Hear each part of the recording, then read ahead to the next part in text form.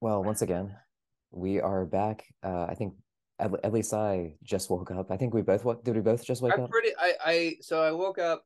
I had a small amount of breakfast, Mhm. um, and then I came here. I woke up and started getting ready for here, and it was one of those times where things went smooth to get here. Because sometimes things like take a while to boot up, but things were like here, and I was like, oh no, I have to brush my hair. Yeah. I look like a person. I'm still like in the. If you watch these podcasts, I realize in a row, you'll watch me like go through my winter slump where like the hair all grows up and then it'll all tighten back up and it'll all get real long again. Um, Yeah. and that's the arc that we're almost ready to get to the beginning of the arc again, which is wild that we've done these podcasts long enough that my winter spring look is about to like Yeah. circle back at one point. Exactly. Yeah. You always look slick in general. Well, no, because you had a ponytail for a while, and that was a decision you made, and now you look real tough. I Uh, like how yeah. No, I I like I was, like how you're so delicate about that. That was a decision that you made. yeah, Yeah. yeah. No, I It was try it to was make good. actually more like not making a decision because I just decided not to cut my hair. So, No, I get. I mean, everybody did it for a little bit. I get it. It yeah. was a look we all went through for when we look like it'll be hard to do pictures. Do you see Glass Onion? Oh yes. Mhm. One of the problems with that is everyone's hair should be longer, or at least That's some people's hair should that's a be good longer. point Like actually. Yeah. because everyone sort of had like this like scruffy or like your wife. I had friends where like their wife was cutting their hair and like they're you would see like one side would be up and the other side would be down and you didn't say anything, and like Yeah, because we all just knew what was it, happening. we were all just sort of we were all cutting our own hair for a little bit. It's not Right. as not a metaphor. It was interesting because I went to see a concert that you curated. Um, Well, hello, Actually, well, Brandon. let me say this real quick. Yeah. And I forgot, Andrew, you had a gym for a while. Like that was your go-to haircut. You had a gym from the office. Oh, you mean like pre-pandemic? No, no, Or no. Like when you were much younger. oh, I when don't I know. was I younger? couldn't I couldn't call pre-pandemic. Then Yeah. you went short again, but you had like a full-on like floppy in the front, staring at the Yeah. camera, gym from the office haircut. No, I definitely did. Like, where did you see a picture of that for me? I'm gonna go. It Hello, was it Brandon. was in the. Oh wait, sorry, 1 second. Hi, Yeah. Andrew. Hi, Brandon. Yeah, we got to All right. find that thing again. Um, Yeah. it was in the flyers that or the there's a folder full of like we did this and when we did this. Oh, you were looking through that? Okay, yeah. Yeah, Yeah, that folder, that's crazy because that like goes all the way back to like I think to when the building opened, which was probably like maybe 15 years ago or something like that. yeah, So all like it's it's basically like got all the news articles and flyers like from the events that we did from like way yeah. back So then. So I oh was my like God, looking that's for me crazy. because I'm vain, right? Yeah. And then I was like flipping through. I was like, oh, this person doesn't like me anymore. This person doesn't like me anymore. This person doesn't like me. I'm very dislikable. But yeah, and then I saw you, and it's you like doing. You got the classical guitar position, and you had a full on gym, and no one told you not to. Like no one was like, this is not this haircut isn't working for you. It was uneven in the front. Like it was amazing.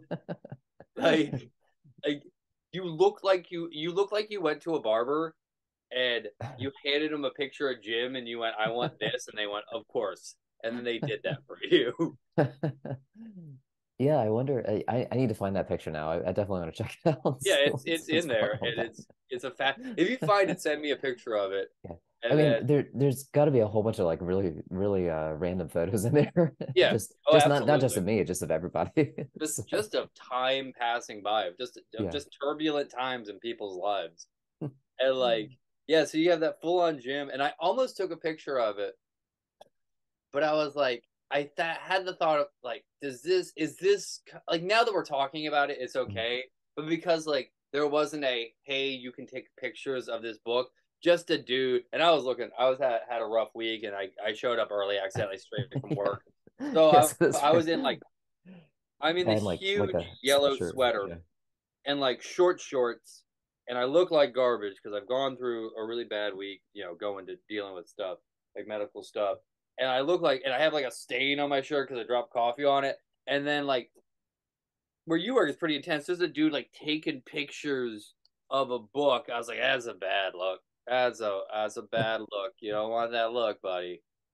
Well, Uh, I'm glad you at least told me because I want to I definitely want to go and check it out now. It's yeah, probably yeah, that's gonna be a weird read because like that's God, thinking about like the last decade and like everything like we always talk about like the pandemic and changing things, and because that was a big pivotal point for everybody obviously, but man, like just thinking about how much has changed over the last decade is like really crazy. yeah, dude. Time's gonna move forward, and you're gonna be like, oh, there's a lot of. We're gonna have like a sit down, not recorded podcast Yeah. about time passing because it was a wild trip for me, and like, yeah, it was also like it was all just there, and I was like, wow, well, we all just kind of did this, Right. huh? Huh? Good Well, I for guess us. yeah, well, I guess technically like um I mean, I don't know if, did we talk about this on the podcast, like you being a student? Yeah, we brought that up. We did. Okay. Yeah, yeah, it's come up before because the thing about me being a student is I was never your student. Yeah. And I think if the fact that I wasn't made this podcast a lot easier because I was not a good student. I was not. I did not. I was not focused. I didn't learn. It's hard. One of the things I think about a lot is you have to learn how to learn, Mhm. and like that's a hard lesson. That's a hard thing to figure out. Is like at some point you just have to.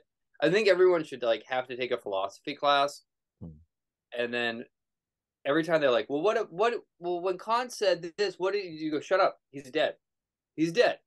You don't have to argue with him. He's dead. You can come up with a reason he's wrong later, but right now, he's dead. So you can just say, this guy said this, then you can have an opinion about it later. But right now, he's just dead. He's just dead. Who Yeah. cares? And like, I didn't have that forever. So I was like, well, I'm going to prove Kant wrong. And you're like, no, you can't because Kant's dead. He's Right. dead. And like, it doesn't matter what you think of what him or whatever philosopher, I'm going to keep using Kant because I like saying it. It doesn't matter what you think about what they said. That's not the point. Mm. You've jumped in front of your critical thinking has actually jumped in front of you where you just need to get the information first and just get that info down and then start critical thinking about it. Yeah. I think like I know it sounds weird to say we over mythologize critical thinking, but I actually think we over mythologize critical thinking. Not that it's not important. It's just like you have to do some stuff first and then you figure it out. Like, Mhm. if you read something, take in the information, especially if it's older information or like super important, like Sontag or something. And then before you go, well, I disagree with this, get it all the way done, let it sink in, figure out what it is, and then talk about it. I think that's one of the weaknesses I had, and because I was so precocious and young and full of spit and vinegar, I wasn't good at it at the time. Like it's the thing of like it's the other way to put it is like it's the music theory thing that I'm sure you. Well, why do I Yeah. have to learn theory? You have to learn theory because you have to learn theory if you want to get this piece of paper. You learn theory so you can either agree or disagree with it. That's all you have to do. You can like use. We've talked about this before, but I still stand by it. Like use theory and whatever craft that you want, what that you need for this, and just learn it, and then have that in your backpack that you can pull out and use at any time. Yeah. Doesn't mean you have to like that necessity to argue with things is one of the biggest roadblocks for myself included. I'm not talking about it, not talking about everybody. Uh, about learning art, in my opinion, like that. Mm. Like we need but my creativity, yada yada yada, and it took me a long time to go make your creative stuff, do that, and then just do the project too. And then if you like the project, throw it into your creative stuff. You don't need to be on all the time. Yeah, and that's actually the analogy that I was going to give, like in the music world, is exactly music theory, and you pretty much just explained exactly what I was going to say about it. Because it is true. I mean, like I think what I would add though is it's not just it's in addition to like learning, Mm-hmm. it's also uh just wanting to uh kind of put taking your ego in check, a little bit, because I think like we kind of all speak from our own experiences, Mm-hmm. and I think that it's easy to think, okay, well, like either whether it's philosophy or music or art or whatever, it's easy to think like, okay, I'm going to do something that's on the cutting edge, just right now Yeah. while I'm in college, or now out of college or whatever, I'm going to change the world. And and it's kind of good to have that attitude in some ways, Hmm. because I mean, and it, it's been the engine, I think, for just being motivated in a lot of ways, I think. But it's also uh, it might be good to like set realistic expectations, I think, in some case, in some ways, I think. So Yeah, and I think like it's you have to like learn to love the grind too. I think that's an important part of. I yeah, know we talk about it a lot, but like you have to learn that like one of the things, and it took me a long time, is like con- this is a bad example now because it's changed a little bit, but Comic Con wasn't always Comic Con. Like it used to mm, be a small little thing, and then they had to keep doing the small little thing over and over and over again, mm, and then it got big. Like I think a lot of times it's easy in your practice. In your practice in art is to see yourself on the biggest stage imaginable, and then mm. cut out everything in the middle that sort of gets you there. Yeah, I see what And you're if saying. you're, and there's a level of vanity that I have to push through sometimes, Yeah. where it doesn't have to be the biggest stage, it doesn't have to be the biggest thing, it doesn't have to be perfect. Mm, You just have to get like the you just have to get it done. It's such an important process in yeah, art that it I think it's hard to oversell it. It's yeah, hard to like, and remember, and you always have to leave out, well, what about this genius and that genius? Cool, assume you're not that genius, it's easier. yeah. Um Well, I but think that, yeah, that's been a lot of like my I think going back again to that sort of engine or motivation, it's like, mhm. okay, just sort of getting it done to the best that you can right now.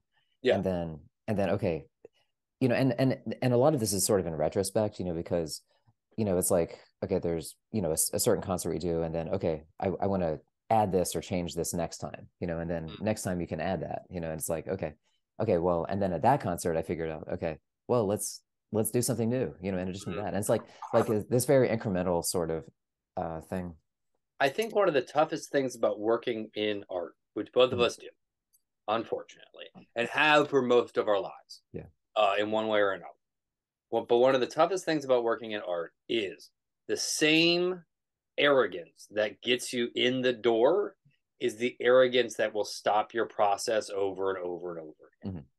And it is arrogance that can look like arrogance. It is arrogance that can look like fear, but it's something. It's not like something I pretend like I'm perfect at, but at the same like I can do this. I am tough stuff. Is the arrogance that can make it so that A, you will not produce because it's not good enough yet, and Hmm. B, it will stop you from reanalysis, looking at your work and saying it's not good enough yet, which is Hmm. two contradictory things you have to do at the same time. You have to go, Yeah. I am good enough to do it. I'm going to do this. And then you have to look back and go, this is not good enough yet. Hmm. And Yeah. that's a hard place to make a continuing growth, you know? Hmm.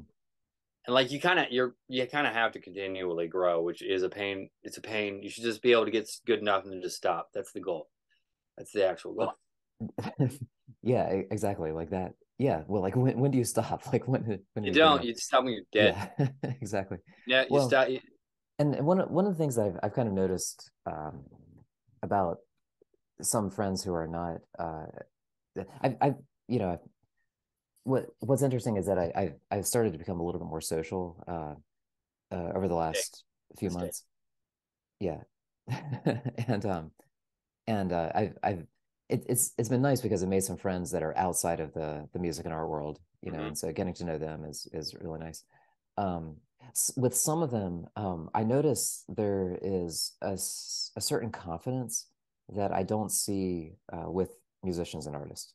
Mm-hmm. Or it's a different kind of confidence, I guess, because like, I mean, we were just talking about like this sort of overconfident, or uh, kind of, I'm going to change the world, we're going to take the world by storm, kind of idea, like that a lot of musicians and artists have, world famous tours, and world famous, that kind of thing.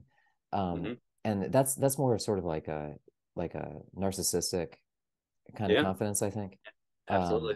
but with a few people that I'm thinking of right now, it's like it's a confidence that, okay, like I'm just confident in my job, and it's not like a really narcissistic kind of thing. It's just like, yeah, I'm good at my job, and you know, I I go to work, I do my job, I do, a great job, at my job, and um and it's just a little bit there's just something, it doesn't have as much of a shine to it, I guess, like it's, and I'm saying this in a good way. Like this is Yeah, a good thing, is what I'm saying. really. Explain. Yeah. What do you mean by like it doesn't read false? It doesn't read. Yeah. Mhm. Yeah. Yeah, it doesn't like it doesn't yeah, it just yeah, I guess it doesn't read false is a good way to put it, Mhm. it's yeah. I don't know if I'm making any sense with what I'm saying or No, not. you absolutely are. I Yeah. think. I mean, it is. It's nice hanging out with people who have who's I. It is easy to over glorify the blue collar worker, and Mhm. I'm not that they don't deserve a lot of glory, but to like mythologize it and sort of fetishize it from Yeah. like an artistic point of view, and like these are the people in like it's easy to over do it. But I think you can also note that like, yeah, you do your gig, you get it Mhm. done, you go home, and like Yeah. there's something to be said for that. And to in I think there is an appreciation you can also see in not art stuff that it can sometimes be frustrating in art stuff, an appreciation of craft Mhm. that can sometimes be lacking in a fiery young artist where like it's easy to be like, no, you got to learn craft, dude, I'm sorry. Mhm. um and whatever that means to you, you got to learn it. Yeah. But like, yeah, I think there is a niceness to it Yeah, that it might also be, now that I'm thinking about it, it might also be the fact that, and I'm definitely guilty of this, uh-huh. but it's sort of like an always be selling situation for musicians and Mm, artists. It's like, yeah, okay, like, hey, we got a gig coming up. Why don't you come to our gig? And yep, and look, I mean, I'm totally guilty of this. Like, yeah, you have to yeah, be guilty of it if you want to continue to exist. yeah, but it's not. But like when I'm talking to people and they're saying they're good at the job or whatever, it's not like, hey, why don't you come to my job and watch me do my job? I It's not like, I so love that idea so much. yeah, like That does make me it's laugh. really Like, nice. It's really but nice. yeah, I'm accountant. I'm going to be doing accounting on Friday. So if you want to just like, Just come by. Yeah. it's a 2 drink minimum. I know that sucks, but like the drinks are pretty good. And yeah, come by, just catch a set. If you have time, just come by, drop by. We do it like every week. There's actually afterwards. There's an opening accounting thing that you can do, and just anybody can. So if you have like some accounting you're working on, you can come. You can come and do it, dude. This is totally. Will you please work this into your stand-up routine, I please? mean, I wish I could. I think that's a hard. I'm gonna try. I'm certainly gonna try. Okay. Uh, right now, mostly I'm talking about how much I'm afraid of the moon.